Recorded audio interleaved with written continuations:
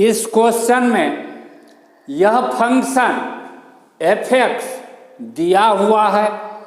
सबसे पहले हम डिफरेंशिएबिलिटी चेक करेंगे। 0 पॉइंट पर लेफ्ट हैंड डेरिवेटिव इतना के बराबर होता है, किताब में लिखा हुआ है 0 माइनस h का मतलब हुआ माइनस h।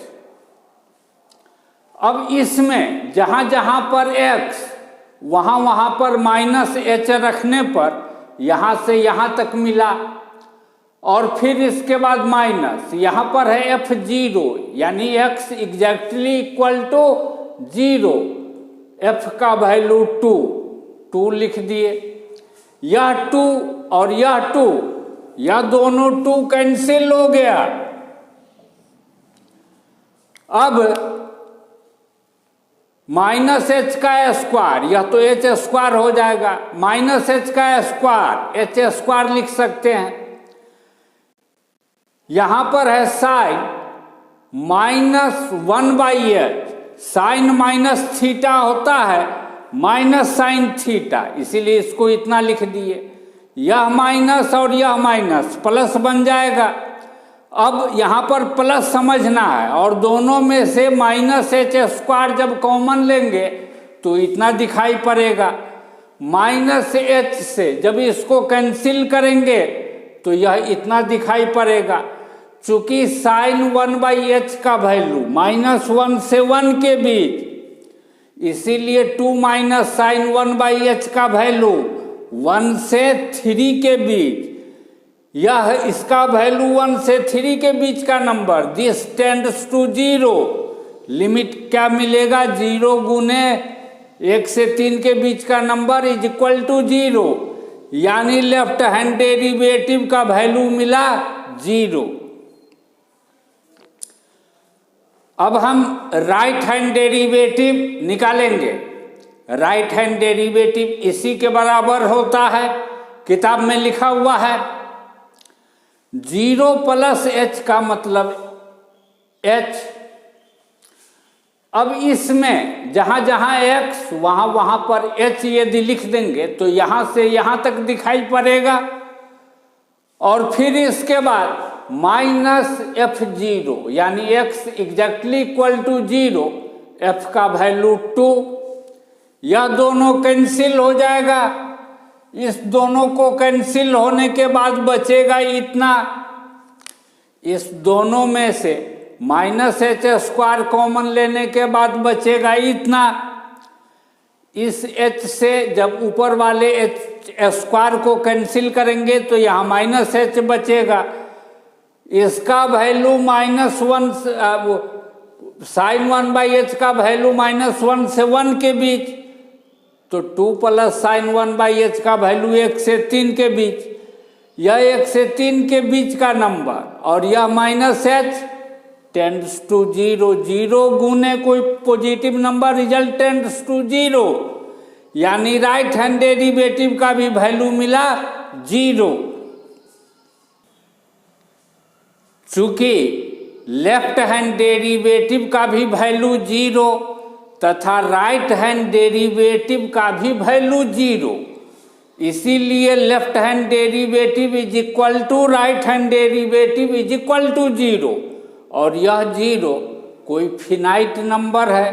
क्यों है फिनाइट नंबर? क्योंकि यह प्लस इन्फिनिटी अथवा माइनस इन्फिनिटी नहीं है। प्लस इन्फिनिटी अथवा माइनस इन्फिनिटी को छोड़ करके कोई भी रियल नंबर रहेगा तो कहेंगे कि फिनाइट नंबर है। यह कंडीशन यदि फुलफिल होता है तो किताब में लिखा हुआ है कि f(x) उस पॉइंट पर डिफरेंशिएबल होता है। लेकिन ऑप्शन ए में कह रहा है the function f is not differentiable at x is equal to 0। यह कह रहा है कि डिफरेंशिएबल नहीं है, जबकि हमको डिफरेंशिएबल दिखाई पड़ रहा है। इसका मतलब है ऑप्शन ए गलत है। जब x नॉट इक्वल टू 0 तब फंक्शन इसके अनुसार है, इसीलिए डेरिवेटिव निकालने के लिए इसको डिफरेंशिएट करेंगे। इसको डिफरेंशिएट करने के बाद हमको इतना मिल रहा है, यह माइनस और माइनस प्लस हो जाएगा, यह एक्स स्क्वायर कैंसिल हो जाएगा, इस दोनों में से -2x कॉमन ले लेंगे तो इतना बचेगा। और जब x इज इक्वल टू 0 तो पहले ही left hand derivative right hand derivative निकाल करके हम देख चुके हैं कि 0 पॉइंट पर डिफरेंशिएबल है और डेरिवेटिव का वैल्यू 0 आ रहा था, इसलिए f' इज इक्वल टू 0 होगा। f' इतना है। यहाँ ध्यान देने वाला बात है कि यह 2 + sin 1/x और गुने -2x, चूँकि जब x टेंड्स टू 0 होगा तो दिस टेंड्स टू 0, 0 गुने कोई भी positive number result tends to 0, यानी यह पार्ट टेंड्स टू 0 होगा। जबकि cos 1/x का वैल्यू -1 से 1 के बीच फ्लक्चुएट करेगा, ऊपर नीचे, तो 0 + -1 से 1 के बीच का नंबर 0 जोड़ -1 के लगभग में, और 0 जोड़ 1 के लगभग में, यानी लगभग -1 से 1 के बीच में फ्लक्चुएट करेगा। जब f' का वैल्यू -1 से 1 के बीच फ्लक्चुएट करेगा तो जब -1 से 0 के बीच होगा तो f' निगेटिव यानी f(x) डिक्रीज कर रहा है। लेकिन जब f' का वैल्यू 0 से 1 के बीच तो f' पॉजिटिव यानी f(x) कर्व ऊपर के तरफ जा रहा है, इंक्रीज कर रहा है। अब बात क्या होता है कि इस x में ऐसा करते हैं, इस बात को जरा समझाने के लिए नीचे में थोड़ा सा मिटाते हैं, तब हम इस बात को समझा रहे हैं जो बात कहना चाह रहे हैं। यह है 120/10, ऊपर में सभी जगह एक कांस्टेंट नंबर रखे, जबकि डिनोमिनेटर को छोटा करते जा रहे हैं। 120 को 10 से भाग देने पर 12, 120 को 8 से भाग देने पर 15, पहले से नंबर बड़ा हो गया। 120 को 6 से भाग देने पर 20, 15 से बड़ा है 20, और डिफरेंस भी यहाँ से यहाँ तक में 3 का, यहाँ से यहाँ तक में 5 का। फिर 120 को 4 से भाग देने पर डिनोमिनेटर में 2 का डिफरेंस कर रहा है। 120 को 4 से भाग देने पर 30, यह 30 20 से बड़ा है और दोनों के बीच का डिफरेंस भी 10 हो गया। फिर डिनोमिनेटर में 2 लिखने पर 120 को 2 से भाग देंगे 60, यह 60 इस 30 से बहुत बड़ा है और डिफरेंस भी दोनों के बीच का 30 हो गया। कहाँ यहाँ पर डिफरेंस 10 था, यहाँ पर डिफरेंस 30 हो गया। तो स्पष्ट है किसी कांस्टेंट नंबर को जब हम किसी नंबर से भाग देते हैं और इस नंबर को छोटा करते जाते हैं तो रिजल्ट बड़ा होते जाता है। पाई का अप्रॉक्सीमेट वैल्यू होता है 22/7, 22/7, जो 3 यानी 3 से 4 के बीच का कोई नंबर होता तो इस 60 में ही पाई कितने बार आ जाएगा, इस नंबर 60 में ही पाई अनेकों बार आ जाएगा, तो 2 पाई भी अनेकों बार आ जाएगा। अब यह तो पता ही है कि y is equal to cos x का ग्राफ कैसा होता है, ठीक है, -1 से 1 के बीच फ्लक्चुएट करता है। यदि हमको y is equal to cos 1/x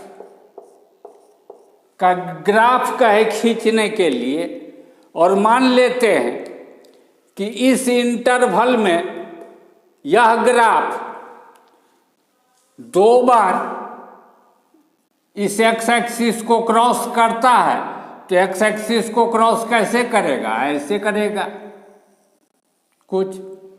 तो इस इंटरवल में 2 से अधिक बार क्रॉस करेगा, जैसे 4 बार क्रॉस करा देते हैं, 1 2 3 4, जल्दी जल्दी। 1 से -1 के बीच वैल्यू इसका रिपीट हो रहा है। जब भी इसका ग्राफ ऊपर है, इसका अर्थ है एफ डैश एक्स पॉजिटिव है, क्योंकि यह पार्ट तो 0 टेंड्स टू हो जाएगा। जो वैल्यू मिलेगा वह मोस्टली इसी से, तो कहने का मतलब एफ डैश एक्स पॉजिटिव हो जाएगा यदि y is equal to cos 1/x का ग्राफ ऊपर रहेगा तो, और जब नीचे रहेगा तब एफ डैश एक्स निगेटिव हो जाएगा। अब इसमें 4 बार से भी अधिक बार, 1 2, जल्दी जल्दी, कम कम दूरी पर रिपीट होगा, कम कम दूरी पर, कम कम दूरी पर रिपीट होगा, अनेकों बार क्रॉस करेगा।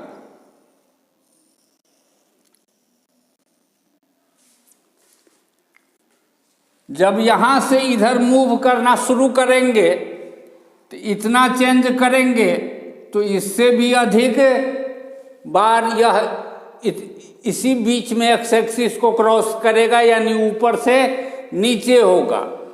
होते होते मतलब हजारों बार यहां से यहां पर पहुंचेंगे, पता चलेगा इस बीच में लाखों बार यह ग्राफ एक्स एक्सिस को क्रॉस कर रहा। यहां से यहां तक पहुंचेंगे, इसी बीच में करोड़ों बार क्रॉस करेगा।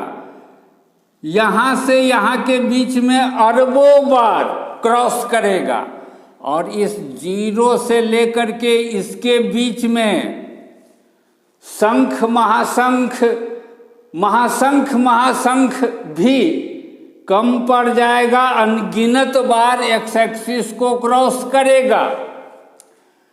जब भी y is equal to cos 1/x का ग्राफ ऊपर होगा, यानी एफ डैश एक्स पॉजिटिव होगा, तो y is equal to f x increase का ग्राफ जो है वह इंक्रीज करता रहेगा।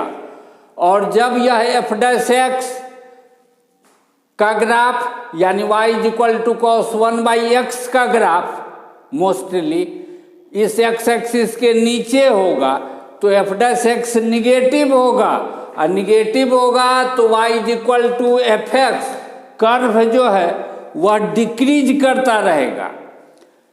तो 0 पॉइंट के काफी नेबर में y is equal to f x का ग्राफ इतना जल्दी जल्दी इंक्रीज और डिक्रीज करेगा कि उसका गिनने के लिए सभी नंबर कम पड़ जाएगा। अनंत बार वह जो है इंक्रीज और डिक्रीज करेगा। अब 0 के कितना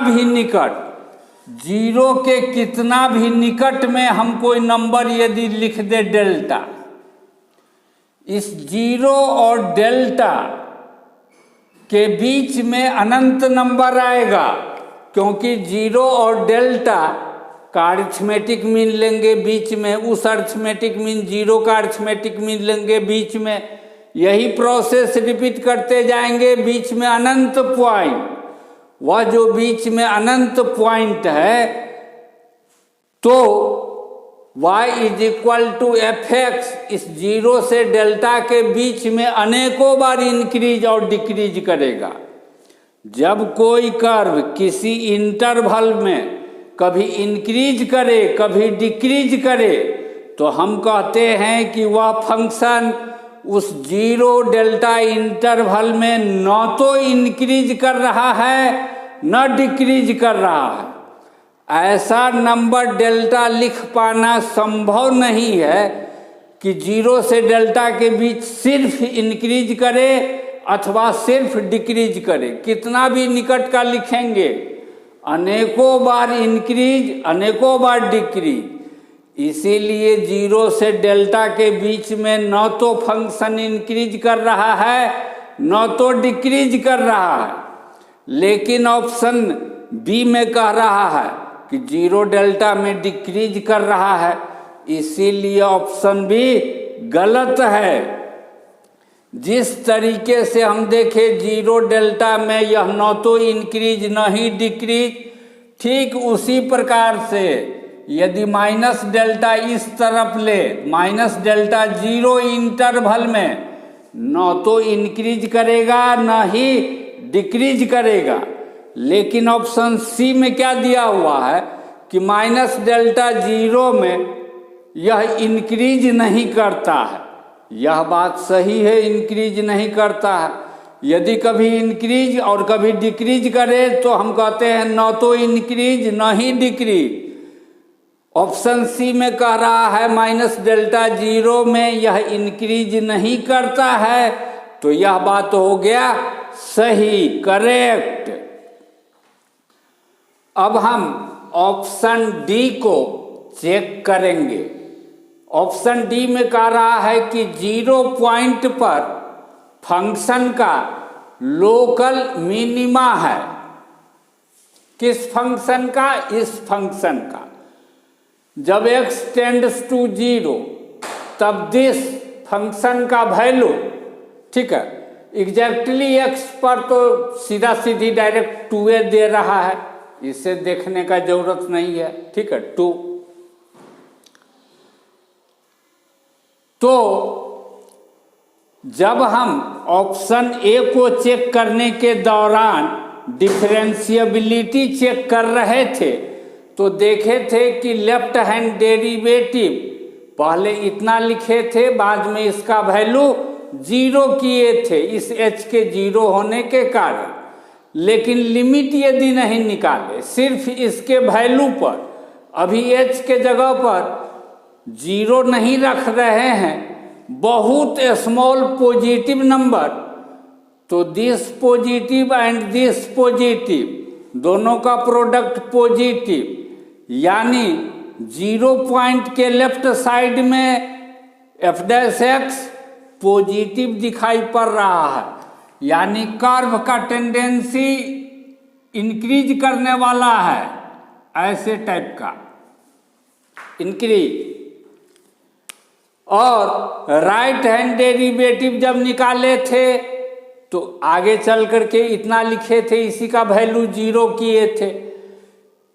यदि हम सिर्फ इसके वैल्यू पर विचार करें, अभी h जीरो नहीं, जीरो के काफ़ी निकट का लेकिन पॉजिटिव नंबर, तो यह निगेटिव यह पॉजिटिव दोनों का product negative. f dash x यदि निगेटिव, ठीक है, तो कर्व डिक्रीज कर रहा है, कर्व डिक्रीज कर रहा है, यानी डिक्रीज करते हुए यहाँ से आगे निकलता है नीचे के तरफ जाते हुए, ठीक है। पॉइंट ऑफ मिनिमा के लिए पहले डिक्रीज फिर इंक्रीज होना चाहिए, जबकि यह इंक्रीज करते हुए डिक्रीज में कन्वर्ट हो रहा है, यानी f डैश x का साइन पॉजिटिव से निगेटिव में कन्वर्ट हो रहा है, जबकि मिनिमा के लिए निगेटिव से पॉजिटिव में कन्वर्ट होना चाहिए था। इसीलिए यह ऑप्शन सही नहीं है, गलत है। हो गया।